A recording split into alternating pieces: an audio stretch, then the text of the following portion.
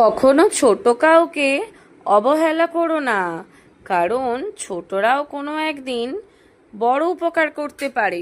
Hello ছোট্ট বন্ধুরা, গল্প দিদির আসরে তোমাদের স্বাগত। আজকের গল্প সিংহ আর ইঁদুর।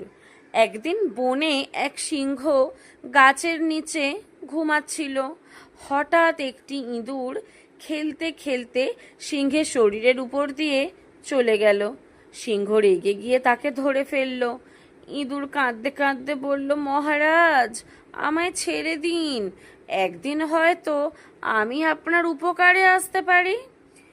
সিংহ হেসে বলল, হো, তুই এত ছোট, তুই আবার আমার কি উপকার করবি রে। তবুও দয়া করে ইঁদুরটাকে ছেড়ে দিল।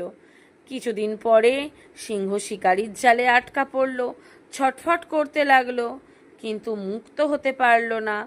তখন সিংহের গর্জন শুনে সেই ছোট্ট ইঁদুর এসে দাঁত দিয়ে জাল কেটে দিল। সিংহ অবাক হয়ে বলল, আজ বুঝলাম ছোট হলেও কাউকে অবহেলা করা উচিত নয়। তাহলে নীতিকথা কি হলো বন্ধুরা? দয়া করলে প্রতিদান একদিন ফিরেই আসে। যদি গল্প ভালো লেগে থাকে প্লিজ চ্যানেলটা সাবস্ক্রাইব করো, আর কেমন লাগছে জানাতে কিন্তু ভুলো না কমেন্টে। ওকে, থ্যাংক ইউ।